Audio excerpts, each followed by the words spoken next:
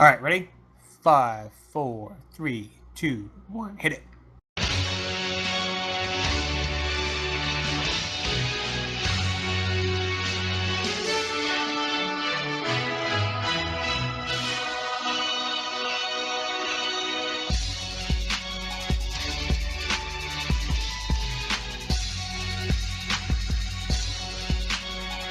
All right. All right. Thank you for joining us, everybody. It's episode 26 of Super Geeks. Woohoo! And tonight we are Can going you to put a be. little enthusiasm in that woo? Seriously, that was just weak. In that woo. Is that better? I mean, that was and there was much rejoicing type response. Woohoo! It was like an NPR woo. Golf clap woo. Well, woohoo, boohoo. Anyways, is that better? Anybody? Close enough. All right. So tonight we're going to be doing a not very long review of Suicide Squad. Not because we don't want to, but because only two members of the panel here have. I just call this a panel. I guess that's what we are. Have seen it, so we're going to keep it light on I have the a review question section. for one of the members of the panel. Go ahead. Go for it. Will, Yes. how come you didn't go see Suicide Squad? I mean, you can go to work all week. You could go home and watch TV, but you can't watch the Suicide Squad. I had an excuse at least. No, but the thing is, have you seen it? Did you see it, Anthony? Yes, he did. Yes, I saw it. Well, I want to explain when we get into it. I'll have George go through it, and I'll give you my explanation. So instead of your opinion of the movie, you're going to give us your explanation for why you didn't see the movie. That should be interesting. That should be very interesting.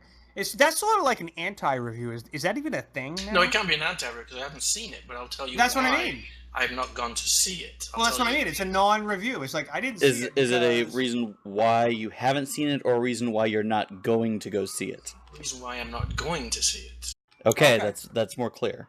It sounds like something that ties into what we talked about last week with the backlash from Rotten Tomatoes and all that. Interesting. So we'll start with that topic, and we have other things to talk about also. But Anthony and I saw the movie, and Ross and Will did not, as Will has made very clear. But that's okay. So, Anthony, do you want to go first, or do you want to let me go first? I'll let you go first. All right. So, as far as ratings between, I usually do 1 to 10, but I'm going to start modifying it. I think 1 to 5 is more accurate. As far as a 1 to 5 goes, I've seen the movie twice now. Now, the first time I saw the movie, which is, I don't know, last week, I saw it just before work. No, it was right after work, and I gave it a 3.8, and I had my reasons why. I'm going to up it to a 4 out of 5 because I think that sometimes people, when they see movies, their moods and dispositions affect their enjoyment of it. I remember a friend of mine saw the Lord of the Rings, the first one, and he told me he had just gotten out of work and he was really tired and he was in a bad mood, but his friend dragged him over to see it. He hated it and he fell asleep because it was such a long movie. But he went and saw it when he was fully alert the second time. He loved the movie because his attitude was different. So I think sometimes it is fair to see a movie more than once if whatever's going on behind the scenes affects whether you're going in predisposed to enjoy any movie, let alone a movie that people have been negatively backlashing, which is, I think, part of Will's problem, but we'll find out. So my overall impression of the film is this. I'm not going to take up the whole show talking about this, but this movie was good, but I can see why I can see why the critics did complain about it. But at the same time, if you watch the movie and pay attention to it, Harley Quinn, Joker, the individual characters, Killer Croc, especially Will Smith as Deadshot, were very great in their roles, and Katana especially. The standout character for me was Diablo. For a lot of people too, he was that character who's he's a character in DC who can, he's supposedly affected by a demon. He can shoot flames out of his hands, and he accidentally killed his wife and his kid. I can't remember if it's a daughter or a son, but either way, he killed his family by mistake when he let his powers get out of control. And there's a lot of cameos in the beginning when they're showing the profiles of the characters where, for example, Captain Boomerang, you see a quick scene with Ezra Miller as the Flash capturing him. You see a scene that was actually very nice with Will Smith as Deadshot where Batman comes down to capture him and he's with his daughter, not his Batman's daughter, but Will Smith's daughter.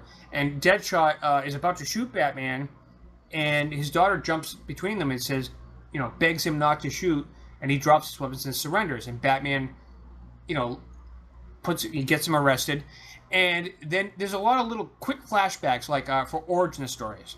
Harley and Joker are done amazingly. Jared Leto's Joker, that was one of the big things people were waiting. What kind of a Joker are we getting here? Mixed reviews, my opinion. He was excellent. I think that he was a cross between Cesar Romero.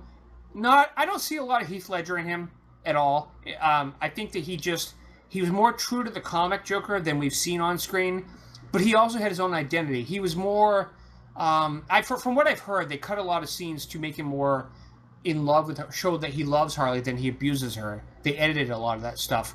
But the stuff I saw on the screen was a Joker who, he's crazy, and he's trying to drag this woman into his crazy world, and once she's in his world, he's protective of her.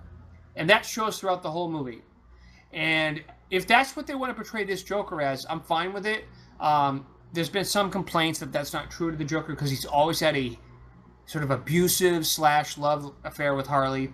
And Warner Brothers seems to have toned that down for the final release. This is the other complaint that people have talked about. Batman v Superman's biggest issue was that they cut so much of the film that what ended up on the big screen was not a good representation of what the director intended. Now, in this case, David Ayer directed this film. There's supposed to be a ton of scenes that have been left on the cutting room floor that would have fleshed out the Joker and the Harley scenes. I don't know if that would have made the movie better. The movie's a little haphazard. The characters are excellent.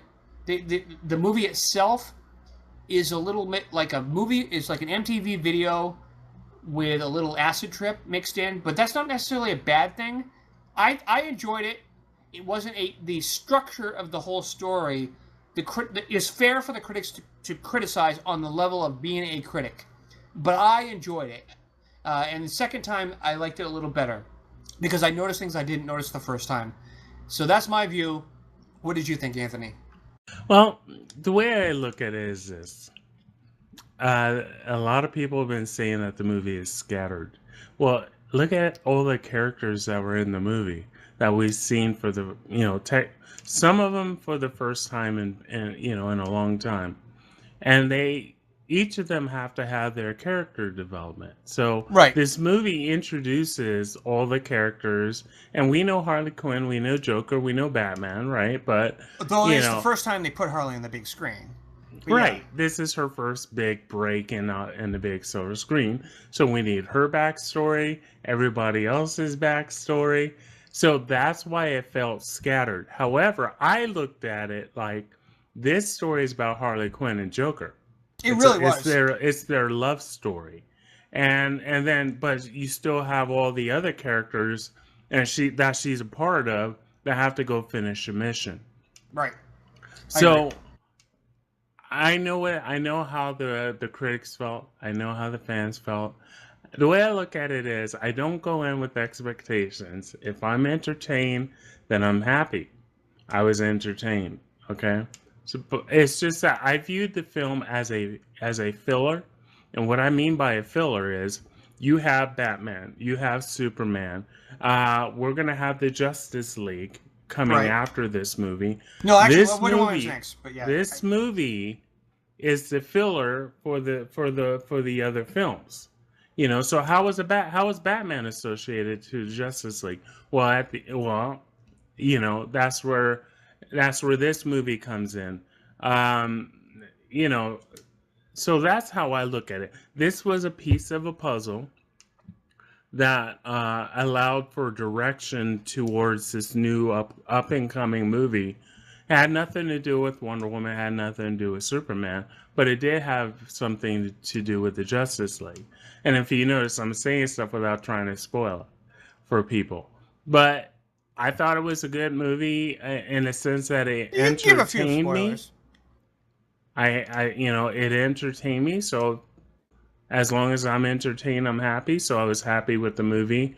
I understand why people say it was scattered, because you're dealing with 8 different characters, 8 different backstories. You have a villain that you're trying to get. You have this dude that's in love with this one woman, and there's an issue there. So, it's like a love story. Is it a backstory? Is it about Harley Quinn? Is it about Deadshot? I mean, who's the real lead in this movie? There was real no. There was, Will Smith his name was first. You think he was the lead, but it Not at was all all. about Margot Robbie, right? Exactly. And he's worked with her a lot. Yeah. Yeah. So to me, I viewed it as look at it as a love story between Jared Leto and Margot Robbie, it's characters, right? Joker and Harley Quinn, and then allow the other characters to feed into it. That'll help it. But the way I look at it, go in for yourself, go in with no expectations, just let it entertain you. If it doesn't, you're good. If it doesn't, well, you're good still. It's just one of many movies that are coming out for Warner Brothers. They tried, I think they're trying a different approach. It's going to take a while before they get that recipe correct. They did break records for opening box office. I don't have the exact numbers on hand, but they did. I did see a lot of headlines about that. Right. So it's not like it's a failure. Now, the thing is that you're absolutely right about one thing. It was very much a Harley Joker movie, but at the same time, here's what I did like about this movie. Well, there's a lot of things, but I was surprised, I should say. Usually when Will Smith agrees to do a film, he has to be the star. He usually negotiates to, you can't even get Will Smith unless he's really, given the spotlight. And he was not. And that shocked the hell out of me. Anthony just said his name was top billing. It doesn't matter. His character in the movie, he was there, but he was like a total supporting character. He was not a front runner of the top. Maybe that's what ended up on the cutting room floor. I was shocked. Yeah, maybe, but Will wouldn't have liked that to sign on for any future films. See, his agent wouldn't have probably allowed it because he's very vain. And the thing about Will Smith is that I've never seen him take a humbled approach to kind of. He had a presence that was strong in his film. He was like Scotty. I'm going to say he was very much like Scotty in Star Trek Beyond. He was there very much in the movie, but he was not one of the top frontrunner characters that you would say, if you had to name 3 characters who were the star, like the top 3 characters that you would focus on in this movie, Deadshot would be number 4, not number 1, 2, or 3. I would say that it would be Harley, Joker, and The Witch. Well, it's a tie between her and Diablo because he was the wild card. Well, Diablo was a wild card, but he was a quiet wild card. Oh, that's true. You got to understand, this is about the witch. Yeah, Enchantress. She was. Amanda Waller was the true villain of this movie. I mean, everybody knew that. She's always been in the Task Force X and all, and the Cadmus. In DC lore, Amanda Waller has always been that tough, not going to take any shit, willing to kill her own people, the Men in Black leader type person. How was that? I don't know. She's the DC Men in Black type person, but Amanda Waller has always been sort of the Nick Fury of DC, and she was very scary. I forget the actress's name, but she did a great job of presenting a character who has dug up superhumans, got them under her control, convinced the U.S. Senate and the military that that she has them under control. That demonstration she did with Enchantress is pretty badass. So anyways, and it doesn't spoil anything because there's just a demonstration. That's all I'm going to say. And also the reason why I say it's a filler, the movie takes place after Batman v Superman. Right. Originally it didn't, but apparently now it does. So they modified it in some post edits. Or reshoots. Right. So, but I mean, Margot as Harley for me she stole the whole movie. She was perfect as Harley. She represented the character perfectly. Everybody else is fine in their roles, and the cameos are fine. But the reason the movie is getting a lot of backlash is because of the way that the movie takes these characters and they focus on their dialogue and they focus on how cool they can make them seem to get their origins all quickly laid out so that the audience becomes familiar with them and gets to care about them in the by the second act of the film. But the overall plot of why they're on this mission, I didn't like it because it didn't to me make any sense why they would take this group and say, we're going to send this group after this threat, because this threat was as big as Doomsday. So why would you send one guy with superpowers? No, two people, Enchantress, and no, actually, I'm sorry, the other way around. She was the bad guy, but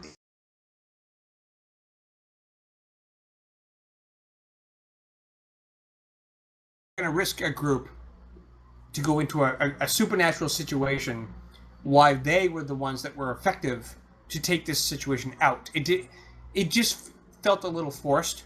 But I mean, that's one complaint people have had.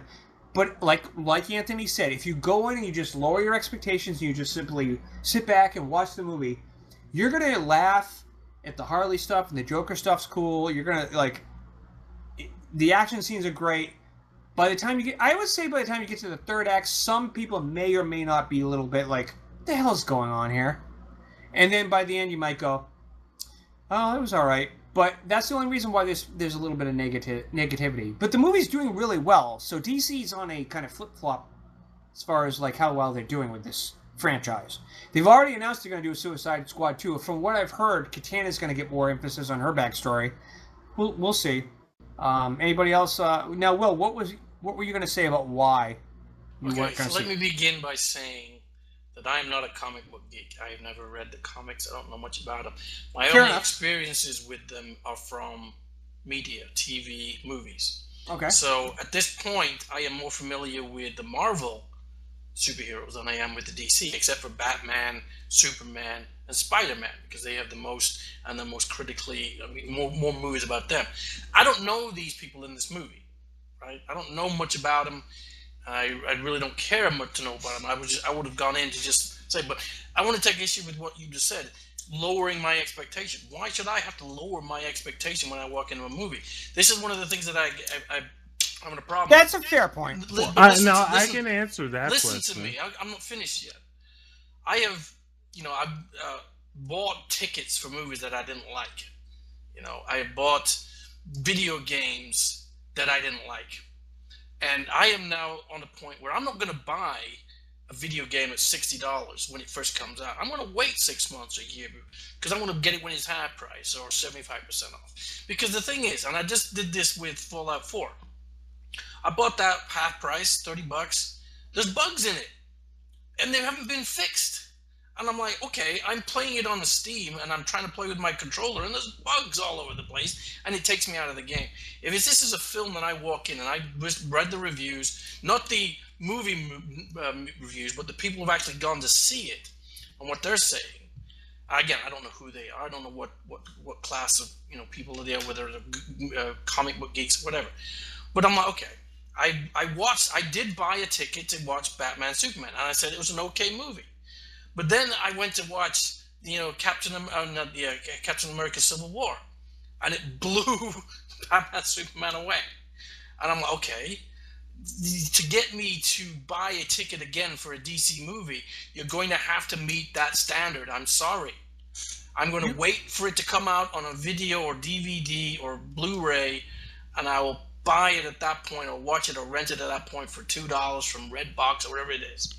I'm not going to spend $13, because right now, again, I have to see it at night, so I'm spending $13, $15 to watch it. I'm not going to do that. I actually think you make a very fair point. I've heard this from a lot of people when I ask them why, and they all say the same thing. It's not that they're like listening to the critics. They're like, movie tickets are expensive nowadays. We don't want to, so they do listen to the negative reactions, only to the point of not going to see in the theater. They're willing to see it, just not yet. Right. I will see it when it comes out on video, Blu-ray, or I can rent it, for $2 or $3. And to that point, I can agree. I can understand that point. Right, because again, I am going to be very judicious with what I do with my, money that I'm going to spend on entertainment from now on. I'm not going to. Oh, you can spend $30 on Fallout 4 with all the bugs, but you're not going to spend Well, I'm $10 on a going to movie. get 60 hours of entertainment out of it, regardless. Right? With I'm bugs. getting 2 hours of entertainment for that. There's no way a return of investment for me. You're right. Like I say, I've got to work around for that bug. It's irritating, yes, but I've got to work around. And hopefully, now that I've been on the boards and I've been on the message boards, and there's a lot of people about it. Maybe they'll come up with a fix for it with Bethesda or so forth. Maybe they will. Maybe they won't. How long has the game been out? I don't know, since last fall. About a year.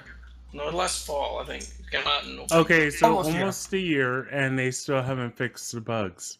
Well, yeah. I mean, I could play it with the keyboard. I mean, I could play it with the keyboard fine. I just wouldn't be able to play it with my controller. So I'd have to adapt to a different play style. So my thing is this. The points you bring up are exactly one of the problems that DC's having. Their confidence in their brand.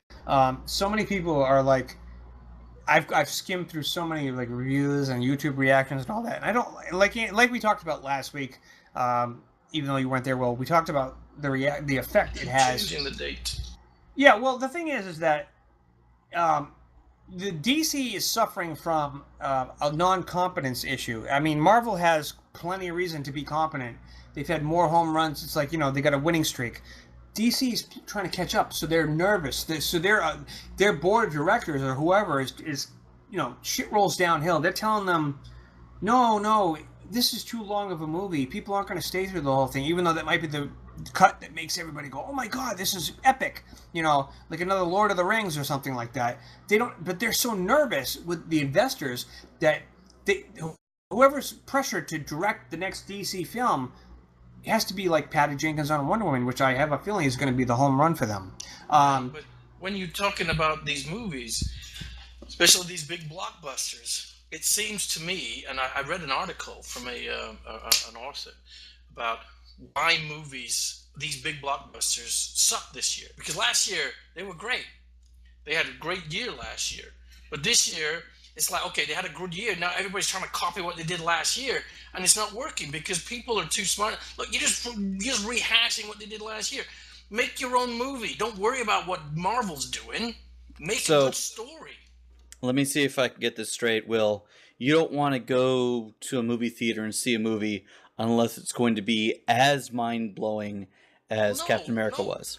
No, I mean, it has to be on a par with the story and the intricacies and the elements that come together. Like I say, I'm just reading what I have been. Like I say, I'm not averse to not seeing it. Well, let me ask you a question. I'm just not going to see it in a movie theater. Well, let me ask you this. I have to ask you when you skim through your word of mouth or where you're hearing this, because I have to say the negative reaction to Suicide Squad is not like Batman v Superman, no matter what anybody tries to sell. I've seen as equal praise for Suicide Squad as I have negativity, so it's been mixed. Most people agree that it's the word mixed. So, but Batman v Superman was overwhelmingly like, this is a disaster. So. No, because again, like I said, I said it was an okay movie, right? I said it was an okay movie, right? But again, I'm saying, okay, I saw Batman Superman, and the reviews that I've been reading, again, the positive and the negative, are similar to what I saw before I went to see Batman Superman. No. So I'm saying, okay. I mean, that's what I've seen. That's what I've been well, that's what I mean. Suicide Squad has not gotten the same backlash. There's been equal love as much as hate that I've seen. As far, or at least mediocre, sort of in between, a lot more than Batman v Superman. So I'm curious as to how quickly you judged what you read. You remember when I began? I don't know these characters, so I am not invested in it. I was invested in Batman and Superman. I know those characters. Oh, all right, yeah. I'm not invested with them. They're not getting my, they don't charge my battery. I'm like, okay, I'm getting mixed reviews. I'm sorry, I don't know them. Why am I going to go pay $15 to watch them if it's getting mixed reviews? I'm going to wait and spend my money later. That's fair. That's fair enough. Now, Anthony, real quick, before we move on to the next subject, I didn't ask you. Out of 5, what would you rate Suicide Squad? I give it a 3. Okay, that's fair. All right, and Ross, after you see it, you're going to see it Friday, I believe you said. So next that's week right. All right, next week we'll ask you for your opinion of the movie. Cool. Okay. All right, let's jump to the next subject. But my final thoughts on Suicide Squad is that people should judge for themselves, because if you're a fan of DC and you like the character like Harley Quinn and Joker, you can actually find a lot to enjoy in this film. If you're a general viewer who doesn't know the characters like Will, yeah, you might get confused, but I'm not so sure, because they do a pretty good job giving the backstory for each character very quickly to catch you up. So we'll see. It's an opinion-based situation.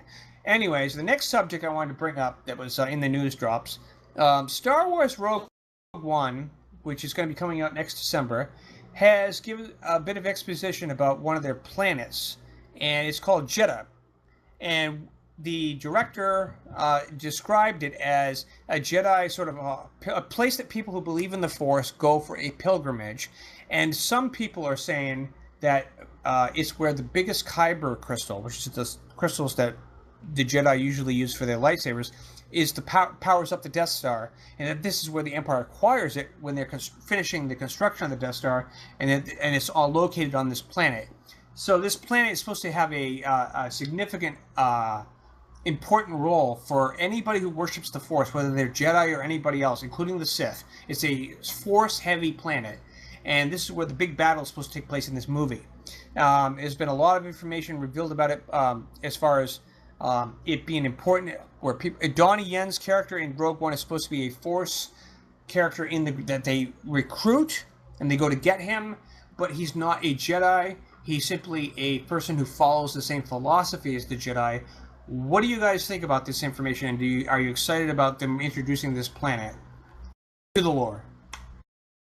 Well, if you watch Star Wars Legos, there's a young boy in the cartoon who is attuned to the Force, and whenever he's near a kyber saber crystal, it affects him, so he can find them easily.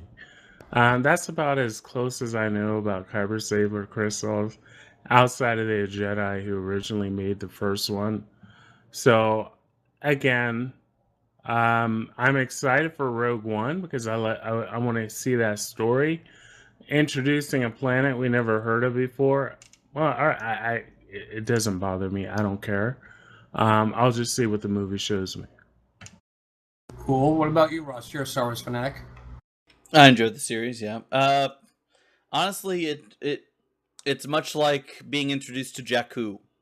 It's a new planet with similarities to things we've seen before. So I'm gonna wait till the film to say anything about it.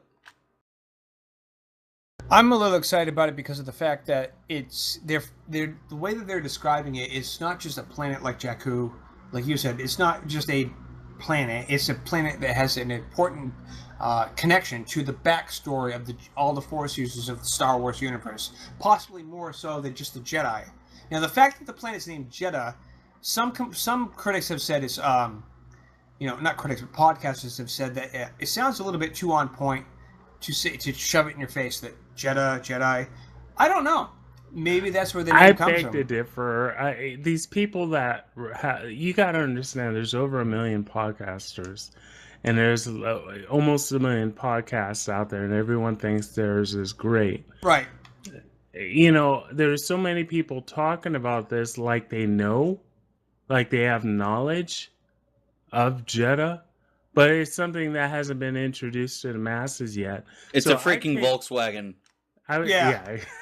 Here's what I will say. Until the movie comes out. Here's what I will say. I was more excited to hear about Malachor in Rebels than I really am about this. Well, the biggest thing I've taken away from the details when I watched information about this is I believe this is where the Empire got their crystal to use for the Death Star. Because there's supposedly the Death Star's super laser was powered by a gigantic kyber crystal, and apparently that's part of what they're looking for on this planet. So the rebels don't want them to get it, obviously, because then they can finish the Death Star. So there's more than one reason for this film to happen. Like, you get the Death Star plans, and you prevent the Empire from getting the damn crystal that's going to power up the laser in the first place. Now, obviously, they're going to fail that, but seeing them try should be interesting, in my opinion. And offer some exposition. Yeah, but see, my whole point before was don't give authority to people on podcasts when they have the same knowledge as you about this new planet that we don't know about and this supposed Kuiper crystal. We don't know what's going to happen. Well, the Collider and their Jedi Council podcast, they talk to. I don't recognize their authority. I recognize their knowledge, not their authority. They have connections, and they get people on the show, from the Lucasfilm and from all of them. So that's why I believe that they know, or they figure things out from the novels and all this stuff. You got to understand, these people are on an NDA. They can't just go to a podcast and spill the beans. No, they don't. They don't. It's not that they're saying they know it. They're kind of gathering. There's supposed to be like some information. They're linking rumors with people that they rub elbows with at lunch. Yeah, exactly. They had Freddie Prinze Jr. on before Rebels season 3 trailer was revealed. They had him on the show. I remember one time on that podcast, the same one I linked you guys, and he kind of was trying hard not to, but he kind of hinted a lot of stuff that you could tell that they knew more than they were allowed to say. That's why when they say something, they're doing it in a way that like they can get away with, but I kind of have confidence that they know what they're saying, that they're not just bullshitting everybody. You know what I mean? Unlike some podcasters who have never even can get anybody on their show who's from the show, who would have that information. So it's about the source and the credibility. That's why I pay more attention when stuff like this gets posted. Unless it comes from George Lucas himself, I'm not going to give precedence to anything until the movie comes out. George Lucas himself. Well, he's not really involved. I know. That's why I said that. I'll believe J.J. Abrams before I take any of this to heart. Speaking of J.J. Exactly. Abrams, speaking of J.J., I didn't put this in the show notes, but I was originally going to, but because it seems to naturally segue. They're talking about doing a Star Wars TV show on ABC, and J.J. might actually be willing to direct it, because you remember Lost was an ABC show. He was on an interview he had, and he was talking about Star Wars live action. Oh, okay. A lot of people are upset that it's not going to be considered for a streaming network like Netflix or something like that, and because you could do more with that, and also they pay more attention to ratings or whether they're going to cancel it or not than they do on a streaming network. But there was an interview with JJ, and somebody pointed out, well, if ABC is going to do possibly this new Star Wars TV live show, and you've done ABC television before, such as Lost and Alias, would you possibly? And he goes, yep, I would. He said exactly how he said it. He said, I would be very interested if they want me to do it. He goes, well, of course, Star Wars is what he's always wanted to do. But he's willing to drop from the film side to the TV side and do it if it's on TV. And he's already done both. It's no big deal to him. Exactly. And I think that's why there's some credibility. And well, like I said, he said this in an interview. He literally said, yes, I'd be willing to do it. He just doesn't... What's not confirmed is that ABC has made a decision. Yes, we're going to do a Star Wars live action show, and yes, we're going to have JJ. But he said he's willing. So that to me was very interesting. I think it could work. That's just I don't know. It depends on what time period they set it in. But I don't know. What do you guys think about that? I hope they have enough in the budget for it, because to do a Star Wars show, that's a big production. Yeah, that's even true. If it's a television. Because you can't do like a Disney program where they have basic sets and primary colors on the wall to make it look flashy. You can't do that for Star Wars. That's always been the concern about Star Wars being brought to the small screen, is the budget. You can't just even the budget of something like Star Trek wouldn't be enough for Star Wars level. It's a little bit more needy for the space stuff. So which is why everything's been animated so far. Yeah, exactly. That's why animation does work for Star Wars. Do you guys remember that one TV show? It was only one season long where they went through a portal or something like that, and there was dinosaurs, and they had a little city. Do you guys remember that show? Dinotopia? No, God, I can't remember the name. I'll remember it after the podcast. It was a good show, but it cost too much. Oh, yeah. The one where the Terra Nova. Terra Nova, right?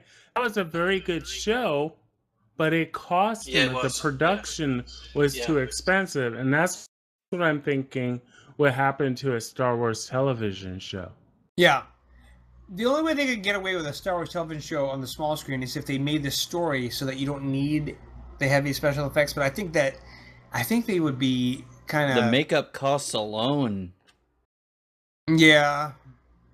You could do it on a stream. That's why people are saying they should do it on a streaming network, because you have a lot more freedom to get a budget. You know, you have certain, episode number, Well, so forth. I don't know. again, I was reading an article about why certain, like, they're trying to get Agent Carter back on because Hallie Atwell said she's willing to reprise the role. Well, right. But the thing is, the executive producer, or the person they were interviewing, said, "Look, it's easy for a movie company to say, yeah, we're going to produce this movie. It's going to come out on this day."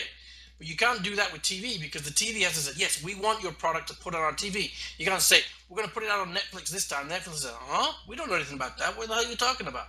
The network has control. And if they don't want it, or they don't believe it's going to work, or it's going to cost too much money, they're not going to invest in it. That's true. And we've seen that with other shows where, like you say, Terra Nova, the Agent Carter.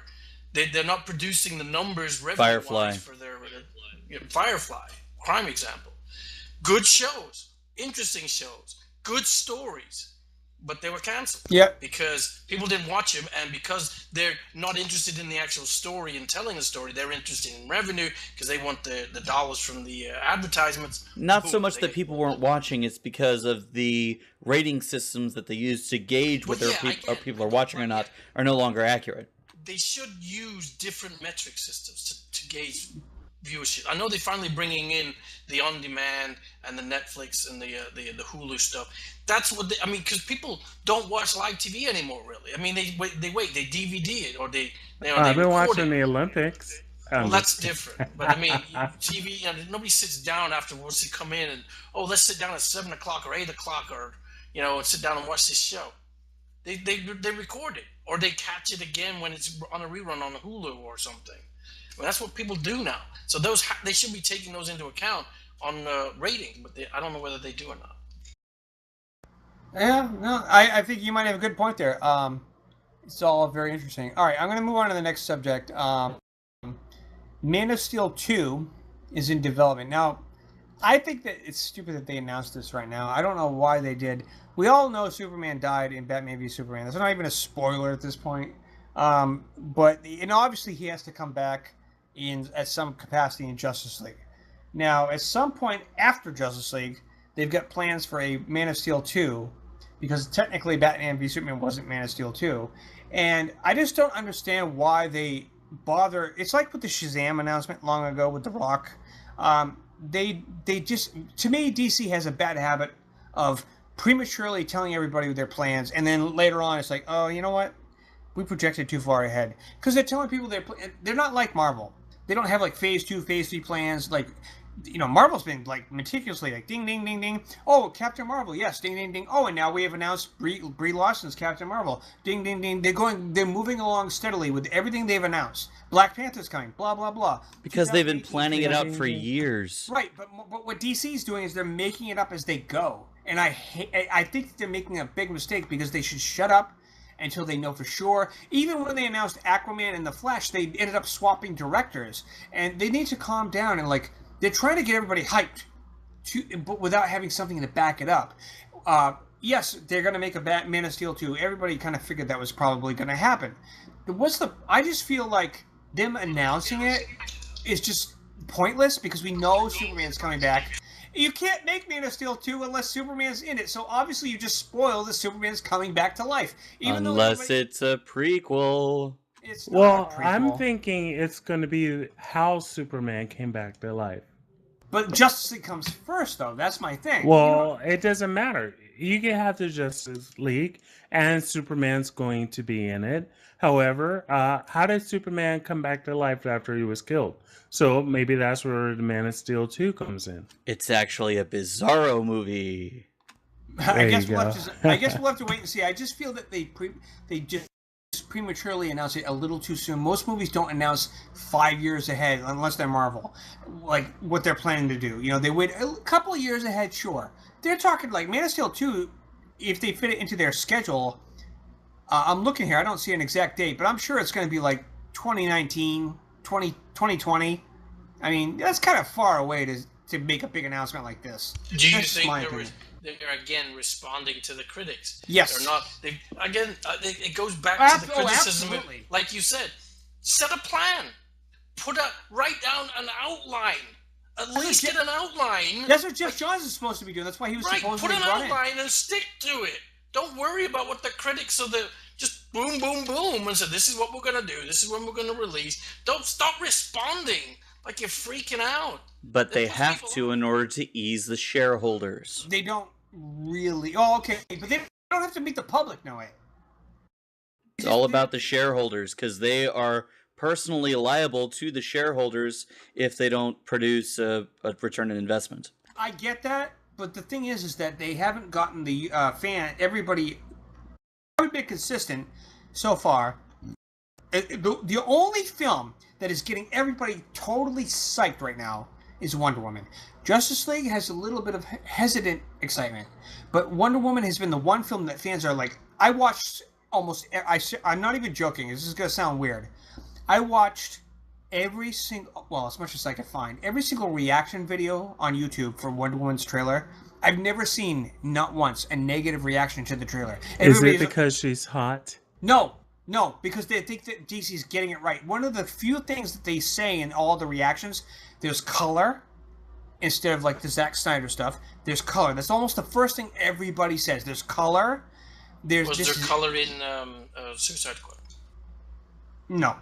And they say that. What do you mean there was no color in Suicide Squad? Well, not like there is in Wonder Woman. What are you talking about, dude? It's a dark movie. Will Smith. No, there was color in Suicide Squad. It's the way that you need to rewatch the movie lighting, again. The lighting. Did you not see all the color around Harley Quinn?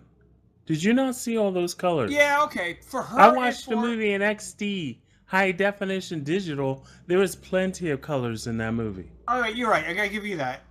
But as far as the focus one, if you have one character that's focused, I guess that's what they're saying. It stands out. Even the witch had color. Her heart. Did you see the color in her heart? Yeah, but All listen, right. what people are saying though in the reactions though is that Wonder Woman, if you can tell right from the trailer's start that this is not a Zack Snyder movie, which is why everybody's happy, is that they're feeling the tone is getting on the right track.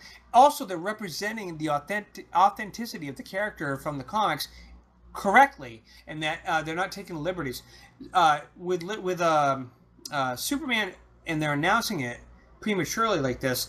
The problem is that they haven't built up enough overall confidence like Marvel has to say, get excited because this is coming next. People are still arguing about the last movie, and you're trying to get them excited about the next one? I mean, even Man of Steel had a lot of people arguing, even though I love the movie. Zack Snyder is really, he's flip-floppy. He's hit or he's miss. I personally loved Man of Steel 1. I'm excited for the... You really liked it? I did. I really did. Again, I loved it. It was one of those movies. Okay, I thought they screwed up Superman. I don't. I think they did a great job. I thought Amy Adams was great as Lois Lane. I loved Henry Cavill. I just liked the emotion in this movie. I mean, that movie. I just felt that it was a good origin story. Now, there were some things that they did that like could have been done better, obviously, if you want to nitpick. But overall, I was satisfied. Man of Steel 2 in the future, announcing it, I expected them to make a Man of Steel 2. I just think for them to announce it seems a little odd. Like they're trying to offset credit. Like they know that people are like criticizing Suicide Squad, so they're announcing, hey, by the way, Man of Steel 2 is coming out. Like they're trying to offset the criticism by telling people, don't worry, we've got some better films coming later. Marvel never does that. And I think that DC needs to chill out and just believe in your brand and just, figure out what it is that is not working for you. And just Patty Jenkins with Wonder Woman. I'm listening to interviews with Gal Gadot and Patty Jenkins, and they talk about on the panel at San Diego Comic-Con about how Gal Gadot was like willing to wear that skimpy outfit in the freezing cold. She was never complaining, and they just got it done, and everybody was all like on board with each other. And I'm listening to them talk about the whole experience, and just that alone got me pumped. I listened to people like Ben Affleck and Henry Cavill talk about making Batman v Superman. That's why they made that whole that funny meme about sad Affleck. You know what I'm talking about? He didn't look too happy about the outcome of his movie. He knew something wasn't right. He was like, "Damn it, this isn't what I thought it was going to be." Gal Gadot's all happy and smiley. Patty Jenkins is awesome. Wonder Woman's great. Everybody on the panel is like, "This movie's going to be awesome." And then the trailer actually reflected what they said. But with all the other movies, it's like they're faking it. It's like, yeah, Zack Snyder's great. Yeah, this was wonderful. You can feel that when they're talking about it on their panels. That's just my opinion. So I'm sorry, I hogged up the whole thing about the reaction to the information. What do you think, Ross, about the information? We saw it coming. I'm honestly not surprised. I don't think anyone else really is either. Another Superman movie, okay. Let's see what they do with it. I'm now holding out for the hope that it's actually a Bizarro movie. All right, what about you, Will? Yeah, I mean, at this point, they really can't do any more damage to me than what they've done with Superman so far. Like I say, I'm from the Christopher Reeve kind of Superman. But he's supposed to be the good guy, the immovable guy, the guy that doesn't turn bad. But they're saying that the guy who's playing him right now is perfect. I thought Superman Returns was a good movie, a great movie. I thought he was great as Superman. He was, because he reminded me of Reeves. Right. But they've gone with this guy, and he brings this darker edge to it. I'm like, okay, that's what you want, but I don't see it. That's what Batman's supposed to be. Batman's the dark guy, the Dark Knight. Superman's the White Knight, if you will. I mean, that's what he's supposed to be. That's true. I don't get why they've gone away from that. Because they saw what happened with Christopher Nolan, and he did the Dark Batman series. Oh, let's do the same with Superman. No, that's what pisses me off about DC. Well, remember a while back when I was talking about Rebirth, and it has to do with going back to Watchmen and how they wanted to mimic the dark. Ever since then, the darkness. I think that's kind of what Remember, Zack Snyder was a huge Watchmen. He did Watchmen, right? So he was a Watchmen fanatic, and he was the director. Exactly. So his take on his fanaticism with Watchmen and the whole tone of Alan Moore's graphic novel was, I think, translated into this new franchise. I think that's obviously what's been happening here. I think Henry Cavill as Superman is great, but he's been given some shit to work with that isn't quite what people want. You can have a good Superman, but have a bad environment. Right. I mean, so give him the lighter. Give him what Superman's supposed to be. Don't make him this dark person. Make him the light person. If you want to, when you get to the Justice League, have Batman. Like I said, Batman is the Dark Knight. He's the darker guy. He's the one that walks the line. Superman stays on the light side of everything. Yeah, see, Superman's not mourning the death of his parents 35 years after it happened. So, no, I mean, true justice in the American way. Right. I mean, he lost his parents, billions of light or millions of light. Well, he never knew them, but Batman does. Right, but I mean, his entire species basically is gone. I mean, it's kind of like Spock in Star Trek when he watches his planet blow up. That's different, though. Superman didn't know his people when they lost. But he has been back in the comics. He has been, hasn't he? Thought just occurred to me. Batman was about to commit genocide by killing Superman. Oh my God! Yeah, that's true. He has the whole DNA code in his body, doesn't he? Well, not just that, just killing the last survivor of Krypton. Wow. In the movie universe. Oh, except for Doomsday, I guess. But yeah, you're right. Doomsday's a zombie. Yeah, that's true.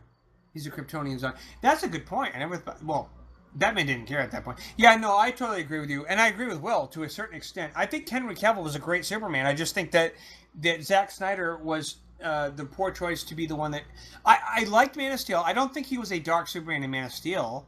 I just think in Batman v Superman. There was one scene that shows Superman the way he's supposed to be. That was right at the beginning when he's on the oil rig and that thing's falling on him and he jumps in, saves it, and they fly off. That's Superman right there. He was new though. Superman. But in fairness, he was new. His mother was then he goes into this wandering, and he finds the ship, and basically he brought the bad guys to Earth because he was looking for this. But he got he didn't like he knew about that. Like he knew that there was anyone else like him out there. No, but he did. Once he did, he didn't let him, but he did save the thing at the end. But the problem is, what was it, Metropolis? was pretty much destroyed. No, it was actually Smallville at that point. No, that was Metropolis. Do you know how much property damage was destroyed by him? Well, actually, the fight started in Smallville and it bled into Metropolis.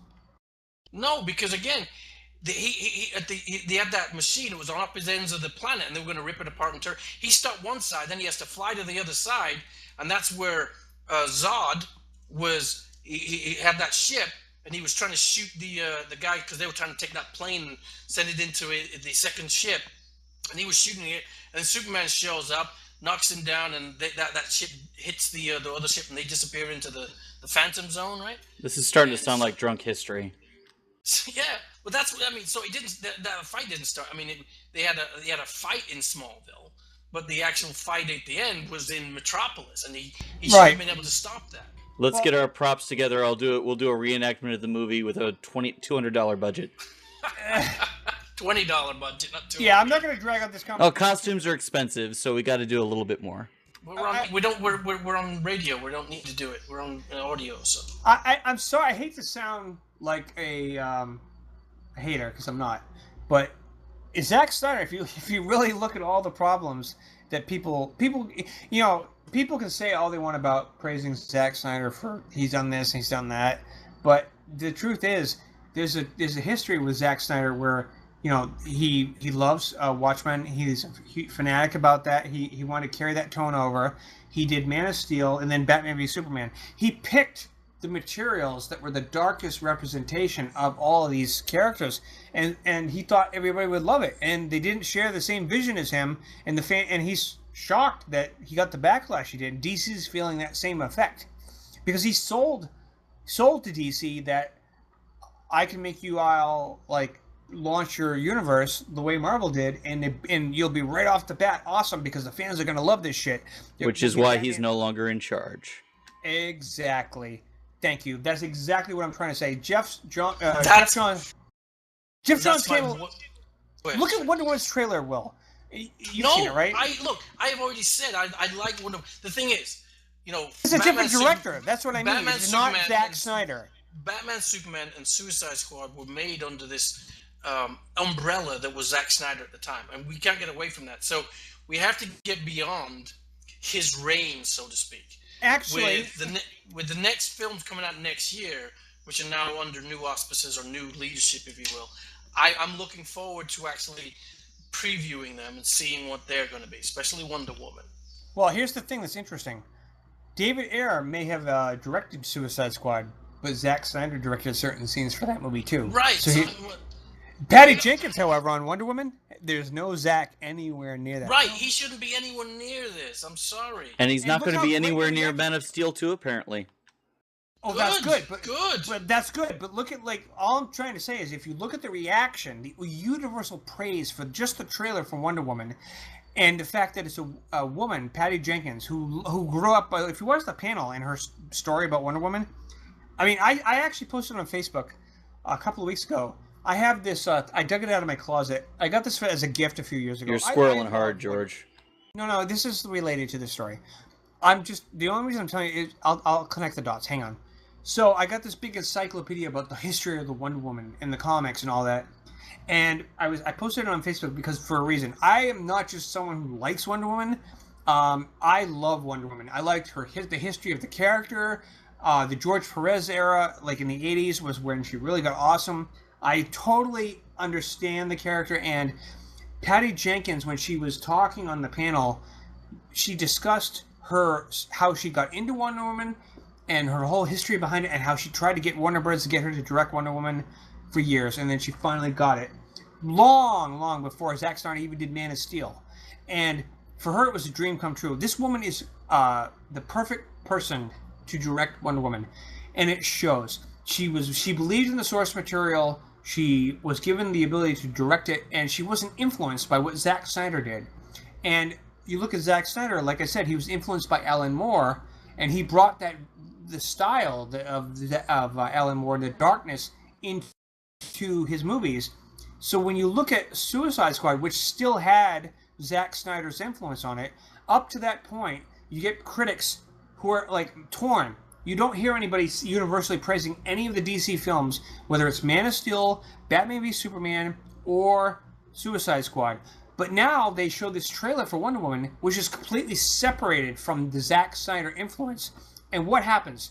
From the get-go, people are clapping, cheering, seeing nothing but praise. Now, I know it's just a trailer, but I'm really hopeful because Patty Jenkins is not Zack Snyder, and I have a feeling this is going to be where the DC universe splits a little bit. Yes, I think so. And I think once they get the results back from Wonder Woman, you're gonna see a lot more non-Zack Snyders being given more power to direct DC movies. Well, also keep in mind the Marvel run hasn't exactly been flawless either. It's been pretty close though. The first Thor was one of the low points. I love the first Thor. But again, it was not a universe. I mean, it was obviously a moneymaker. I loved it. One. I liked the first one. The visual style of it. I mean, I thought Kenneth Branagh was fabulous. I loved the first Thor more than the second one. Well, yeah, more than because the second one. It was a great story. I mean, the thing is, you saw the. I mean, it was obviously. I mean, Thor was this grumpy teenage kid basically who was having a tantrum, gets his hammer taken away and thrown out of the house, and lands on Earth. And then, I was like, okay. I mean, it was a little over the top in certain. I think he had a problem with that kind of. But it was a good story. Maybe Natalie Portman was not into the character like she says. She was good in the first one. She was good. I liked it. It was funny. They had that cat woman from TV. Right. She was funny. Cat Jenkins, whatever her name is. She was funny, and I thought there was, especially the scenes on, in the realm, fantastic. I mean, there's just the visual stuff. It was fantastic. Yeah, and then of course it gives you Loki. Yeah. I mean, you got Loki out of it. I mean, come on. I think it's fair to compare. I think Marvel. Look, whether. Oops, you've hit the space button again, George. Yeah, we lost you there. Sorry. 2008 was when Marvel really, like with Iron Man, and then they moved forward. Whether one film was more successful than the other, it doesn't matter. They still did. They were consistent. They were popular. They kept building up their universe. DC they didn't get any backlash compared to DC. DC's got a lot of catching up to.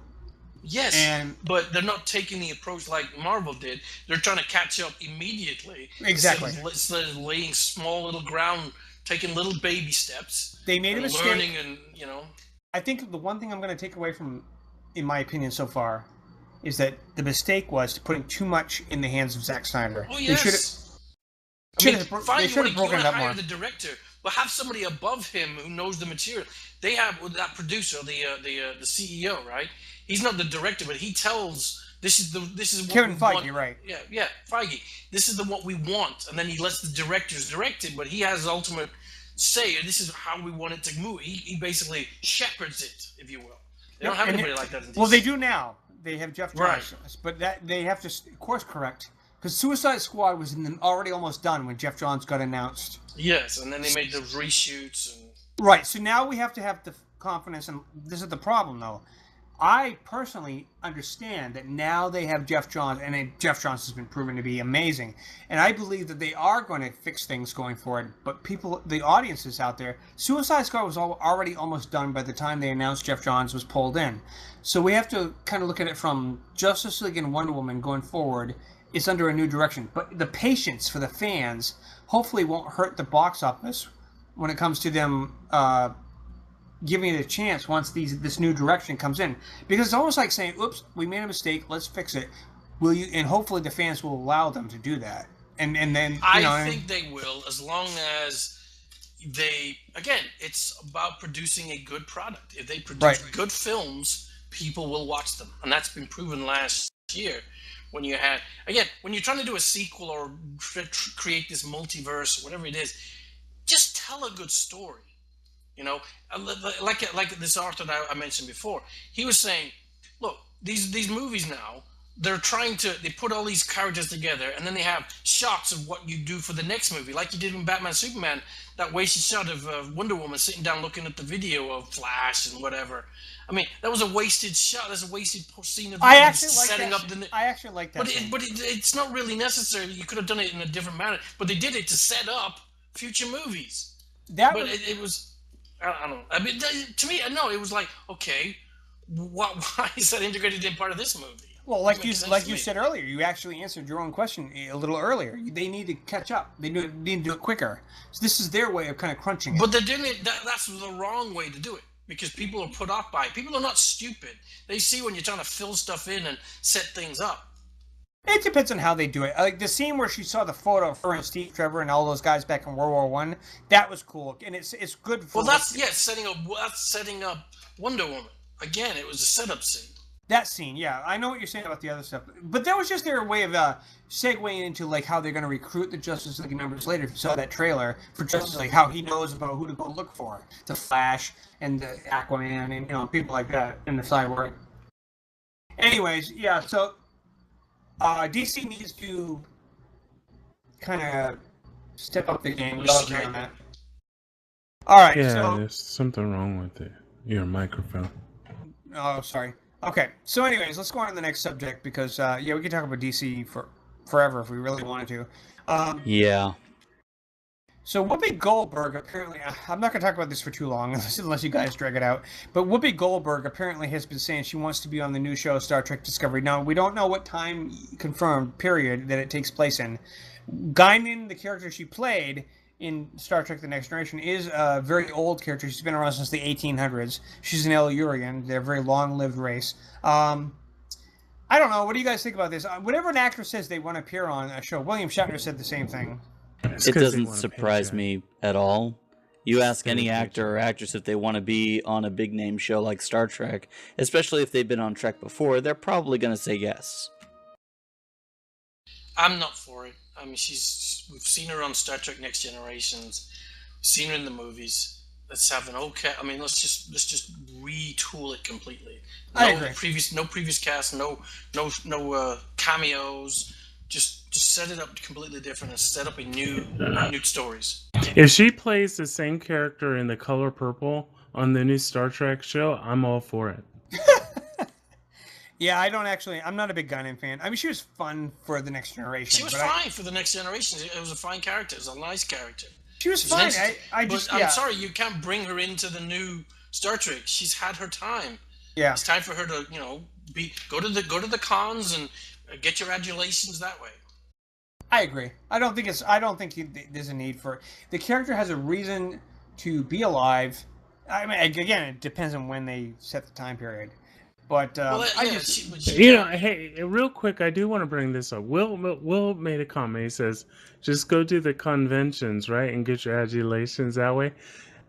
You know how everyone's always asking Kirk or the other characters in episode 13 when you did this, what was Kirk thinking? So do you think that Whoopi Goldberg is going to write up some character development for Guinan? That way when people ask her, now how old is Guinan? 3,000 years old.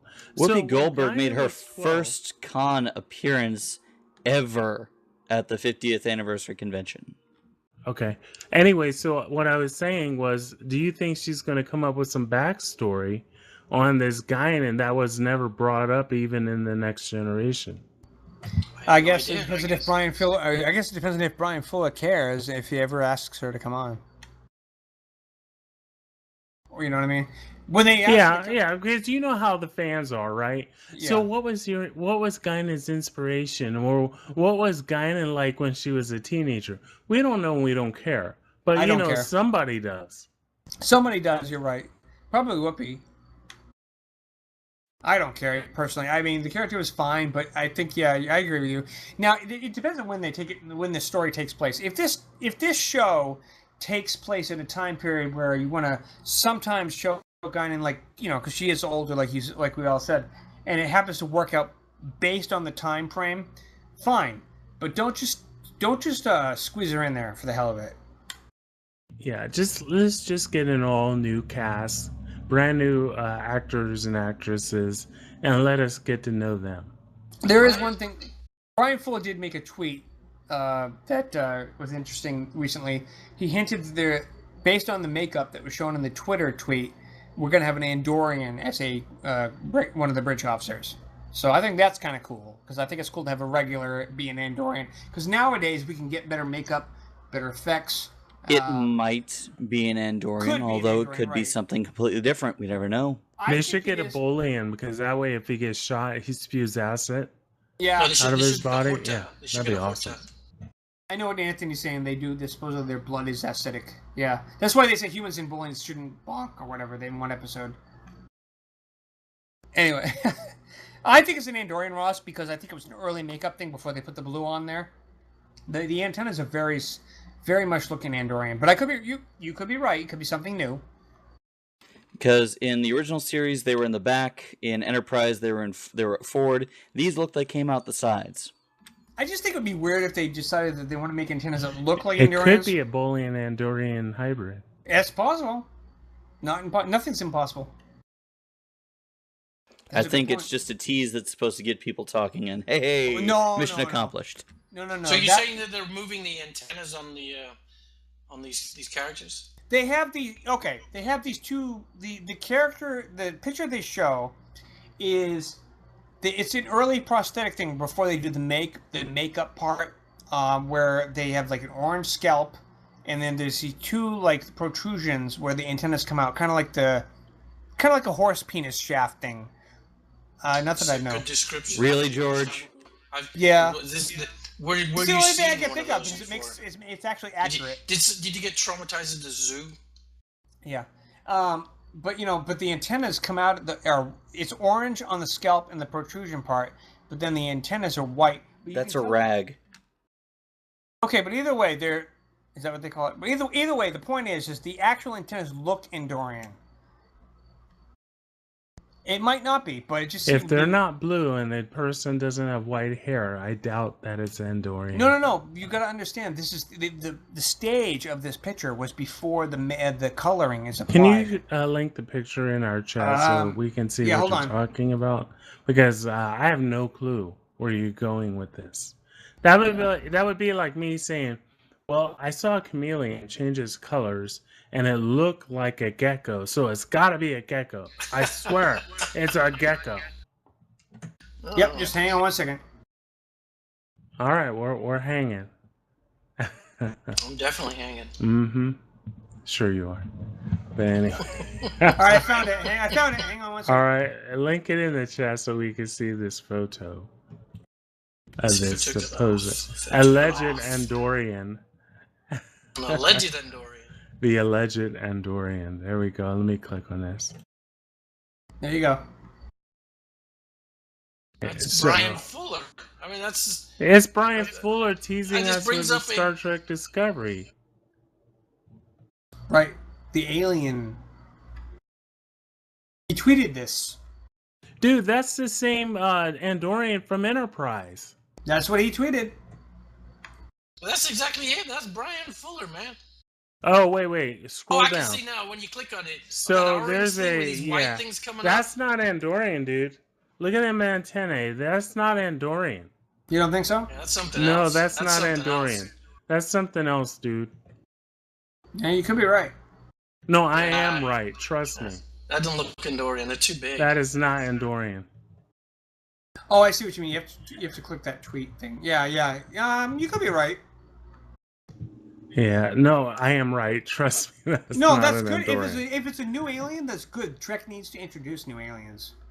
I think they put that Andorian in there to throw us off, or because he also has antennae. Yes. Oh, look, he's got an antenna, so it's going to be the same. It's going to be the same. Oh, wow, we got an orange Andorian. What is he? You know. I'm sure it's just like more than one person should have pointed ears. It's an albino Andorian. Yeah. An ANR? They have albinos. Maybe it's an albino that's gotten too much sun. All right. Now, I got to run to the bathroom real quick while we're talking. But, Ross, I wanted you to start the next topic. there's a game that everybody's been freaking out about called No Man's Sky that seems to be very popular. Would you like to lead that discussion? Sure. All right, I'll be right back. And go ahead. Wash your hands. I will. So let me start by asking if any of you guys have played it. I have not. I've only heard about it. I thought you were going to the bathroom. I don't have a PS4. It doesn't come out for the PC until Friday. I have not played it, no. Are you going to play it? Maybe. I don't know. You said you're not going to buy it. I'm not going to buy it. If I can get it free on my PS4, I'll play it. No, it's not going to be free. You're going to have to buy it. So the big deal about this game is its development cycle. It's been in development for years and years, and so many people have been anxious and in deep anticipation for it, and it's been mired by its share of controversies, both with its publisher, questions about the developer, and a couple legal battles with Sky Entertainment of the UK. Apparently, they believe they own the algorithm that they use in the program, isn't it? That too. Apparently, Sky Broadcasting was afraid to own the word Sky. Because that's why they sued them. Oh, that's ridiculous. They won a suit with Microsoft over the word Sky Drive. Oh, please. They don't own, okay, so everybody walks up. Hey, look at the sky. The sky is blue. They get money for every time somebody says that? Apparently in the UK they do. Ridiculous. We thought the United States was the only one that had trivial lawsuits. Brexit. Frivolous. I heard nothing but good things about this from friends of mine, anyways. As have I. So, for those of you unaware, No Man's Sky is an open-world space exploration and survival game that is so huge, even the developers had to create an in-game probe to explore it all. Have you played it, Ross? I have not. I do not have a PS4. I'll be buying it on on PC eventually. Eventually. How much is it going for? Is it 50 or 60? 60? It's $60. $60. See, again. I keep hearing that the space combat in this game, which people weren't even aware was in there, is pretty awesome.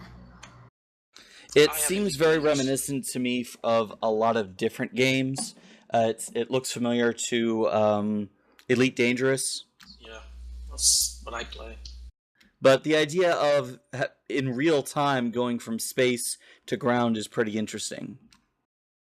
What's interesting to me is the flora and fauna on the planets. Because the ones you land on in Elite Dangerous, they're all dead planets pretty much. I mean, there's just moons and rocks, and there's no atmosphere, and you can't get out of your buggy. And this, you can get out. The whole purpose is designed for exploration, right?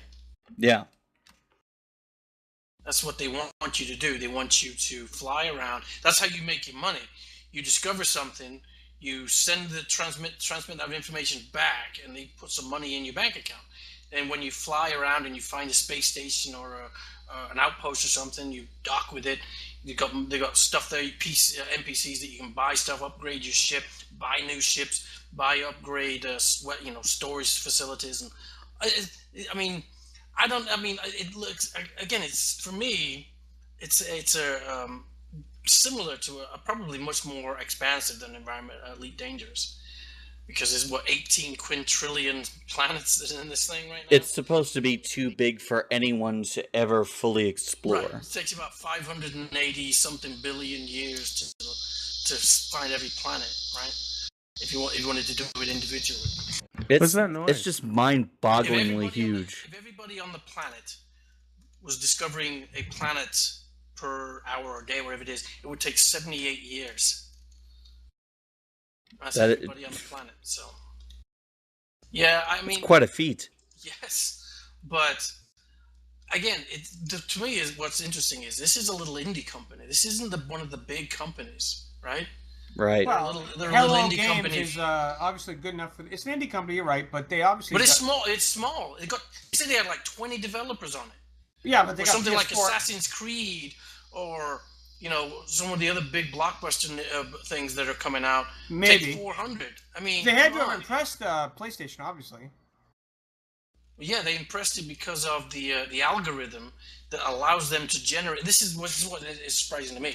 If you get into the game, say on Friday, and you fly and you find a planet and not been discovered. You land on it, you discover it, you name it, you name the flora and fauna. You spend hours on it, and then you fly off and do some more stuff. You come back a week later, and that planet is exactly the same thing when you left it. The thing is, it's not stored on any server. It's in the code for the program, meaning that the algorithm that generated randomly when you got to it knows that when you go back to it or when somebody comes to it, we'll just bring that information back out of this program. I don't know how we do that because it's not stored on the server. The information, there's no server on the planet big enough to store this information. So it's completely generated randomly and then able to bring it back for recall when you return to it. It's fascinating. This is a stupid situation. There are I'm reading about 15 here. people on the team. There are 15 people made this game. 15. I mean, that's incredible. Yeah, and they also Hello Games had to go through legal negotiations apparently with Sky. We touched on that. Oh, I was gone when you did that. Sorry. Because Sky News said, "Oh, we own the word Sky." No, That's Yeah, kinda stupid. Let's move on from that. Yeah, sorry, I was peeing when you guys talked about that. Hey, But sometimes already podcasts this are game has huge appeal. It's got over 50 awards and nominations from its development and release. And now that it's out, it's nothing but praise from the people who are playing it. Within 24 hours of the game's release, Hello Games reported that more than 10 million distinct species were registered by players, exceeding the estimated 8.7 million species believed to exist on Earth. That's pretty astounding. There's no 8 point something million what we discovered. There's over about 100 million probably on the planet. That's decreasing rapidly because of deforestation and so forth. There's millions of species we haven't discovered yet. Not counting everything that's in the ocean. Ocean, bacteria, plants in the rainforests. I mean, come on. There's millions of species out there that we haven't discovered. That's still pretty impressive for a game. Oh yeah, like it is. I mean, 10 million in what, 2 days? Yeah, that's a lot of species discovered. And that's before the PC folks get in on it. Right. This is just the PS4 guys. And get this, it's going to take about 10 gigs of space. Yeah. 10 gigs. That's all it's going to take on your computer. But whenever you find it, it's able to recall all of the places that you went or been to. Yeah, it's all connected by server. Yeah, this is one game. Like I said, I'm going to watch the reviews, and I probably won't buy it on opening day or when it first comes out. But I'm probably going to watch a couple live streams of it over the next couple days. And the thing about live streams of the game like this, though, is that nothing you see is going to affect your gameplay because this is so dynamic. Yeah. Well, the universe is procedurally generated, but it is shared. There is a minuscule chance that you will run into another player. I just read somebody. 2 people have actually found each other in the game. I've been actually totally random. They don't know each other, but they ran into each other in the game. Yeah, I've been saving up for a PS4. I thought about getting an Xbox, but I mean... Is there a PvP in this game? I doubt you won't be able to... That'd be funny as hell. You've been playing the game for 5 years. You finally meet someone and they kill you. I think you can. I keep hearing different things that they've made this really open source game. It's like a very slow H1Z1. Look, they've already said, the developer says, look, don't come into this game thinking it's an MMO or a PvP or an interactive with your other. It's not. They've designed it to be this expansive, to be a single player game, meaning that you go from planet on your own quest, discovering what you discover, your adventure, your whether you want to be a trader, whether you want to be a miner, whether you want to be a pirate, pirating NPCs, not real people. That's what you want to do. That's, it's your story. It's a single player game, pretty much, is what they've described it as. A single player game in a shared universe. Yes, it's kind of weird, but yes. Yeah. It reminds me of the Elder Scrolls earlier games. The dynamic part of it. Except that's all deliberately done. This was all done procedurally. Right. This is completely random. You warp into a system. It's not been generated yet. As soon as you warp in, It's No, generated. There were parts of certain Elder Scrolls games where the emotional reaction with they had a engine where if your interactions with a NPC was a random algorithm that affected based on their personality responses. So and that's what I mean by it's not exactly predictable. So I mean, yeah, I heard things like they didn't even know there was space combat. I had so many friends tell me they didn't even know they could have space combat, and when they did, it was awesome.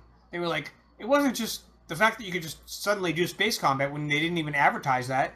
But once you did, it was good. It wasn't just there. It surprised them. It'll be interesting to watch over the next few weeks.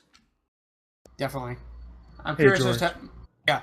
Oh no, go ahead, finish your point. Sorry. No, there was no point. Go ahead. Do you like hot news?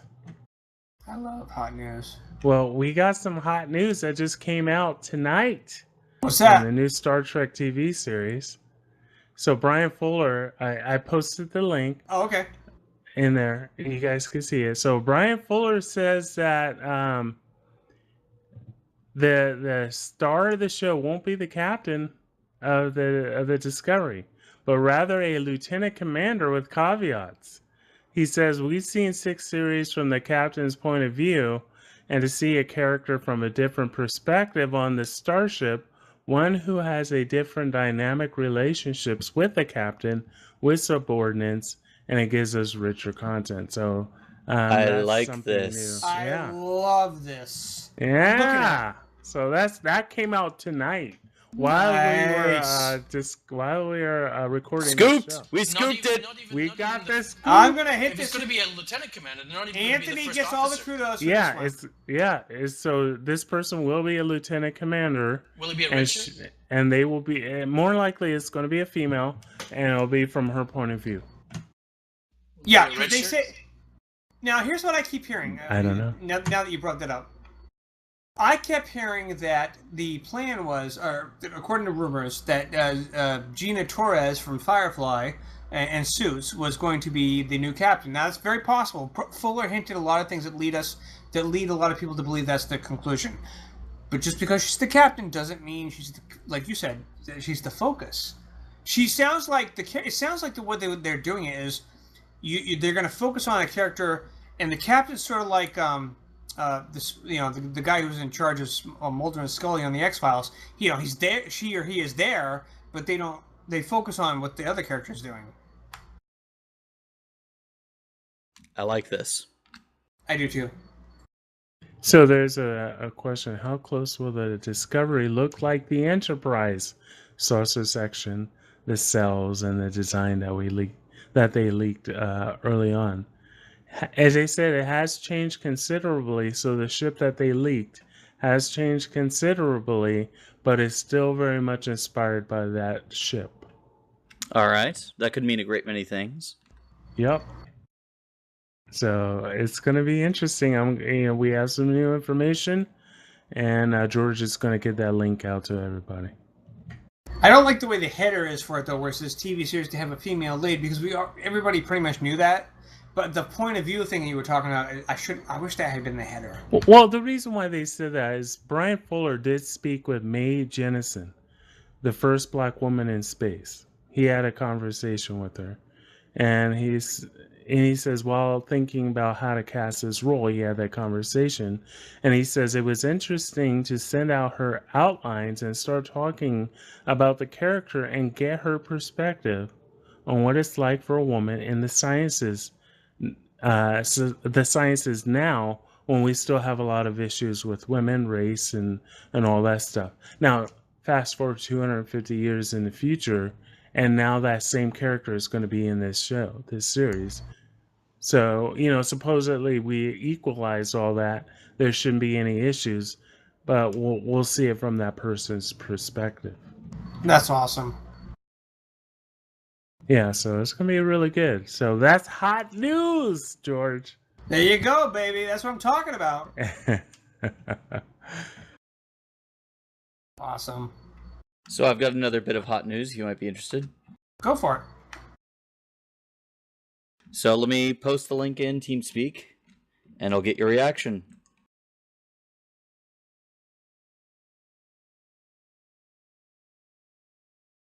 can talk while you link.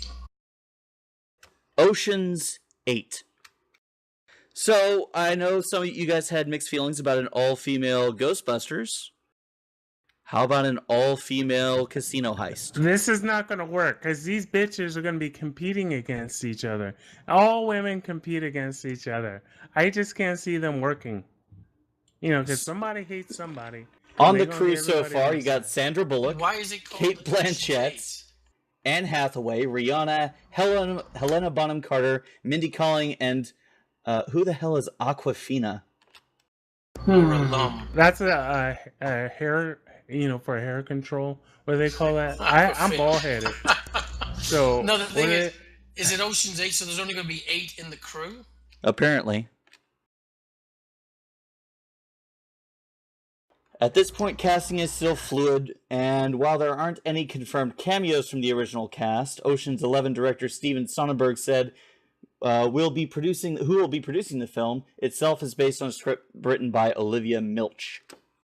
This sounds like a Lifetime television movie where all the girls are gonna talk about doing the heist, but they're going to explain their feelings and how it makes them feel doing this. I know I'm not the only one who's thinking of each and every one of them using seduction to get in.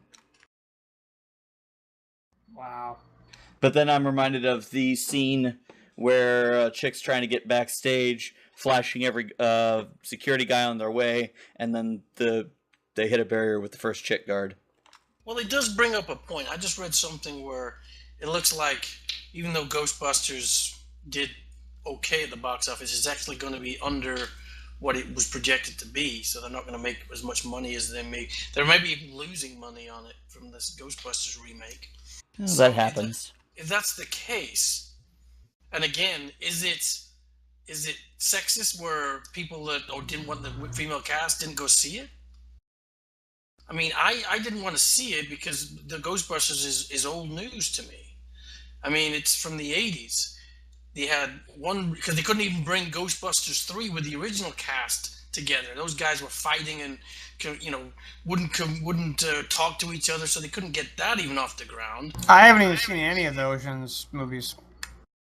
I haven't seen the new Ghostbusters yet, but I am a fan of the Ocean's movies, both the original Frank Sinatra movie and the subsequent series that followed. The first two, Ocean's 11, the original, and Ocean's 11, the remake, are fantastic movies. Yeah. Ocean's 12 and Ocean's 13 are crap. Yeah, they are. 13 was pretty good. I liked the idea of not heisting, but making the casino go bankrupt on the first night for giving out too many wins. Yeah, it's just trying to cash in on the Ocean's 11. Like I say, the remake was fantastic. It was a really good movie. It was a good story. It followed along similarly to what the original had, but a little differently. They robbed 3 casinos. The way they did it was fantastic. I mean, to me, that was the hit. Stop right there. You got the hit. Move on to something else. Instead, what is this need to take these movies that had mostly men characters in it and then recast them as all female? What's the need for that? Women want to have more roles, which is fine. I don't have a problem with it. But the problem is, it's the subject. It's a tired and wasted material at this point.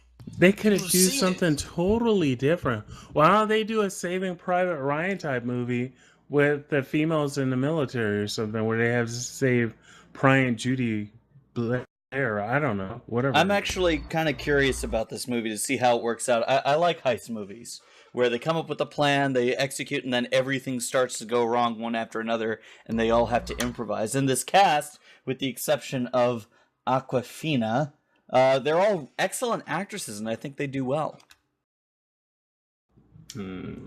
Well, good luck with the movie. I do hope they do well. It's not getting me excited. I don't know whether they will or not. I mean, Ghostbusters, those women are talented. They're funny. Like I say, it wasn't interesting to me because it's the subject matter. I didn't go to see the one with the women who the wedding one. It's kind of like the Hangover with the women where they're in the Bridesmaids. But I did see it It's a funny movie. It's really funny. Those women are funny. I just didn't think I wasn't prepared to, like I said, I wasn't prepared to go and see it in the movies with the Ghostbusters. Yeah, I'll wait for it. I'll wait for it. Wait for it to come out on DVD or rental. I'm just waiting for them to do like a Gone with the Wind, but a role reversal, where some dude is playing Scarlett O'Hara, and it's a female playing Clark Gables. Yeah, frankly, my dear, I don't give a damn, right? So. Fan film territory. That would be fun. It's funny. It's funny you guys just mentioned Ghostbusters. Something that broke an hour ago that I just found. Ghostbusters sequel that was originally greenlit is now looking unlikely after a reported $75 million return, I suppose, is what it's saying here. Yeah, it's minus 75 million. That's what it's minus 75. Yeah, they don't reach their goal of whatever money they said, so it's probably not going to get a remake, which is unfortunate, really. Well, we'll see. We'll see what happens. I think a lot of it, they had that controversy over the actor, the comedian in there. The only thing I will say about you guys, now, although I've never watched I'm going to chime in a little bit. I've never watched the Ocean's movies. I mean, I know what they're about. But I will say this. Anne Hathaway's a good actress, but Rihanna is an underestimated actress. She hasn't done a lot. She did Battleship, and she was really good in it. I mean, some singers can, or pop star singers, or whatever, they can go and translate over to the acting, and they do a really good job. Like Billie Piper on Doctor Who, she was like a version of Britney Spears before she did Doctor Who over in England. Billie Piper was like a pop singer, and she played Rose, and everybody and you know what I'm talking about. You know who Rose is, but she surprised everybody because she went from being a pop star to a great actress. Well, Rihanna did a good job. I think Kylie Minogue had a guest star. She did. That's another example. Yeah, she's a pop star in Australia. She was definitely an Australian pop singer. That and she was in Doctor Who also. But what I'm trying to say is, even Rihanna has been in Battleship, and Ross, I know you like this movie. She did a good job. She's already proven she can act. Despise that movie. But she was good in Battleship. I love Battleship. I love Battleship. What I'm thinking of is the one with the robots. Oh, I love Battleship. No, I didn't like Battleship. What was the one with the robots? The big robots against the big monsters? Oh, that was Pacific Rim. Rim. That was a great movie. I like that movie. And Anthony, I'm still blown away, by the way. I had to keep... The only reason I was quiet for a while, I had to quickly get us our exclusive on social media, because I didn't want anybody else to break what you just dropped. George, but Mike beat us to it. Maybe one or two people may have broken it faster, but we got there pretty quick. So...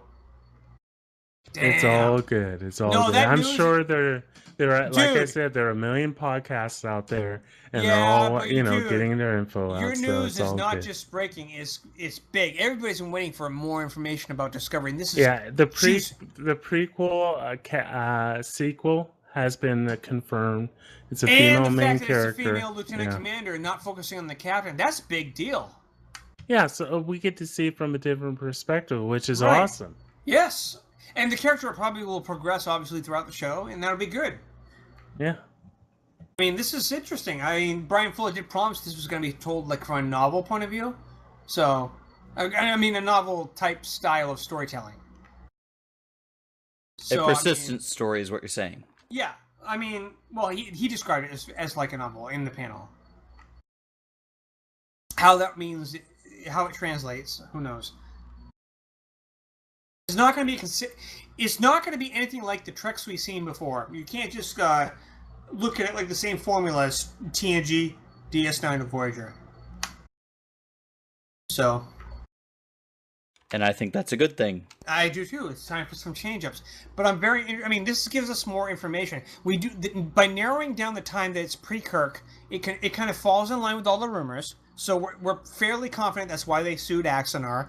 That was why they hit Axanar as the main target, was simply because they were playing in the ground that they were getting ready to play in, the sandbox. So they had every right to do that.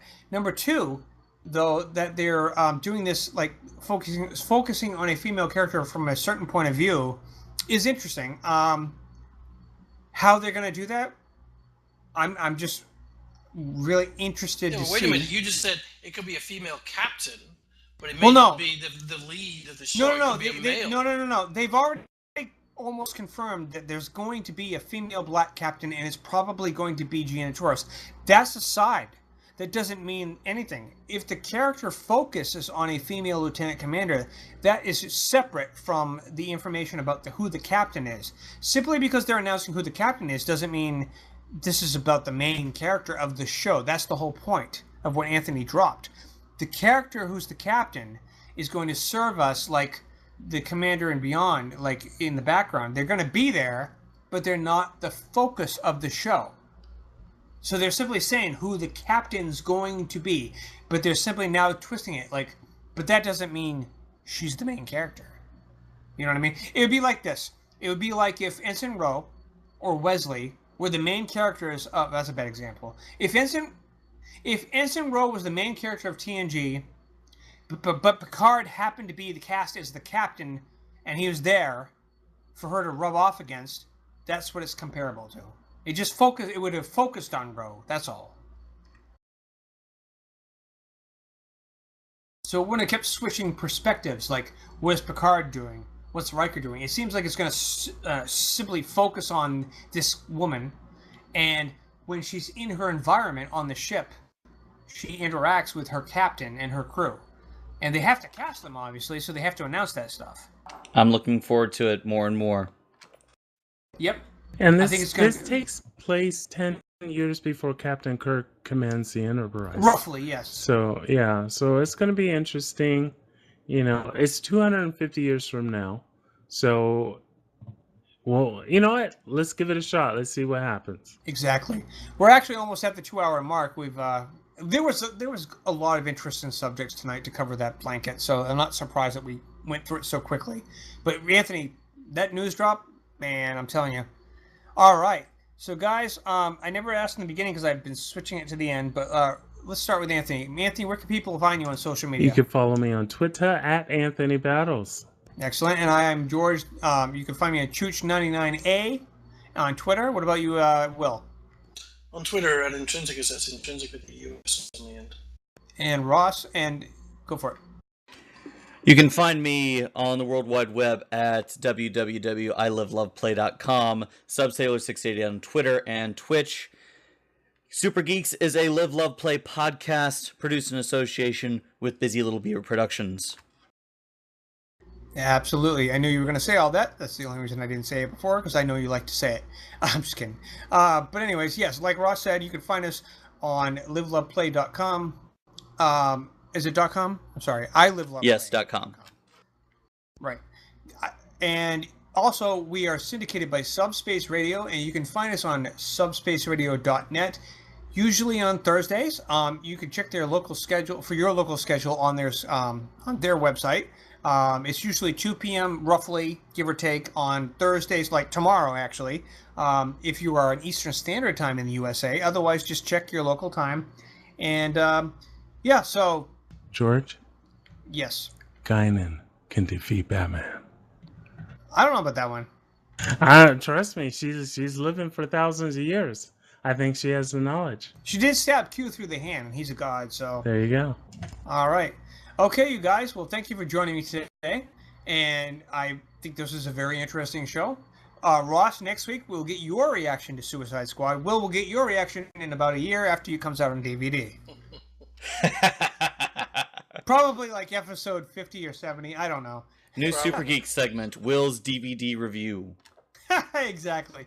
All right, you guys. Thank you for joining me. Everybody, we will talk to you next time. Damn, that was a good... Anthony, that news drop made the